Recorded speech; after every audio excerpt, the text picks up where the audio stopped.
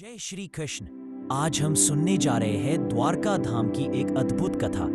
एक ऐसी कथा जो हमें दिखाती है कि सच्ची भक्ति धन से नहीं, दिल की भावना से होती है। यह वह कथा है जिसमें स्वयं भगवान श्री कृष्ण अपने भक्तों की परीक्षा लेकर उन्हें भक्ति का सच्चा अर्थ समझाते हैं। चलिए इस दिव्य कथा की शुरुआत करते हैं और देखते हैं कि कैसे एक साधारण सी वृद्धा माता अपनी सच्ची भक्ति से पूरे द्वारका को चौंका देती है। समुद्र के किनारे बसी दिव्य नगरी द्वारका, जहां भगवान श्री कृष्ण राज करते थे। सुनहरी मंदिरों और महलों से नगरी जगमगाती थी और हर दिन भक्तों की लंबी कतार लगती थी। महल के मुख्य द्वार पर रक्षक खड़े थे और शंख की ध्वनि गूंज रही थी। भीतरी गलियारे में झिलमिलाती रोशनी और सुव्यवस्थित सजावट थी। दरबार में भक्त अपनी समस्याएं लेकर आते, कृष्ण धैर्यपूर्वक सभी की सुनते। कृष्ण सभी की बातें ध्यान से सुनते और मुस्कुराते। गरीब, व्यापारी, बच्चे और बुजुर्ग सब अपनी मनोकामना लेकर खड़े थे। कोई धन चाहता, कोई संतान, कोई स्वास्थ्य और सुख समृद्धि। कृष्ण प्रेम और करुणा से सुनते और सबको आशीर्वाद देते। यह दिन का आरंभ था और द्वारका में सुख और भक्ति की अनुभूति फैल रही थी। भीड़ में एक वृद्धा माता खड़ी थी जो दूर से कृष्ण को निहार रही थी। उनकी आंखों में भक्ति की चमक थी और हाथ कांप रहे थे। कृष्ण ने उन्हें देखा और मुस्कुरा दिया। कृष्ण बोले, माते तुम आगे क्यों नहीं आई?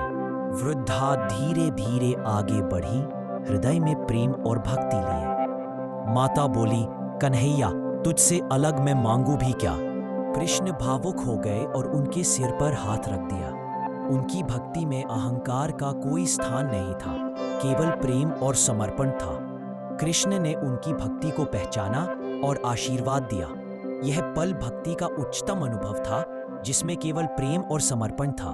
उसी समय एक धनवान व्यापारी द्वारका आया, गर्व और अहंकार से भरा हुआ।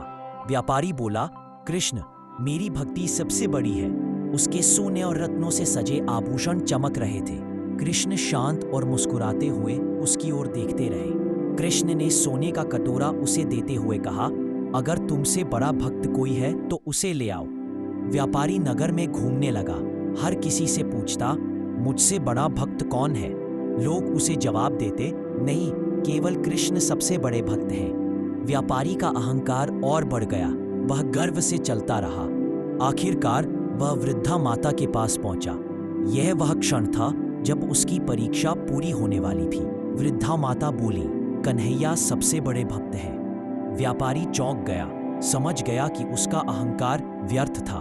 कटोरा हाथ से छूटते छूटते बचा एक नाटकीय क्षण। दिव्य प्रकाश फैल गया और कृष्ण प्रकट हुए, रोशनी और प्रेम से भरे हुए। कृष्ण बोले, सच्चा भक्त वही है जो प्रेम और समर्पण रखता है। कृष्ण ने सोने का कटोरा वृद्धा माता को सौंपा, प्रेम से। व्यापारी अपने अहंकार पर शर्मिंदा होकर सिर झुकाए खड़ा था।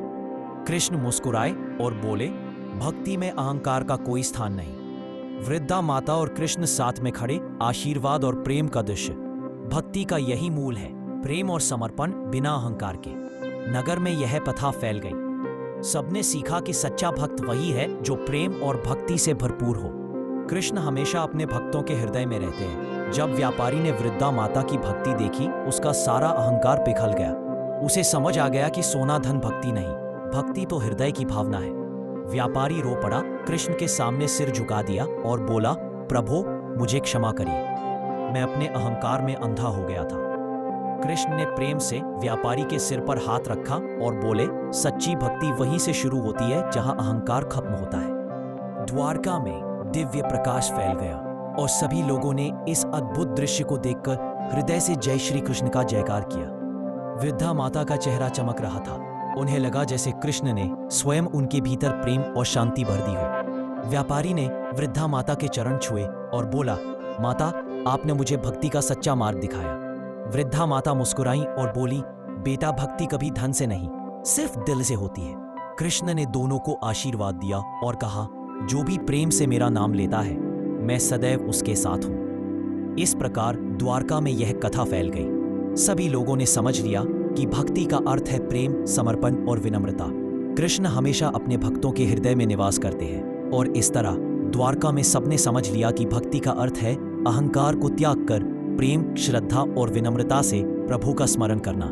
कृष्ण कहते हैं, जो भी प्रेम से मेरा नाम लेता है मैं सदैव उसके साथ रहता हूँ। जय श्री कृष्ण।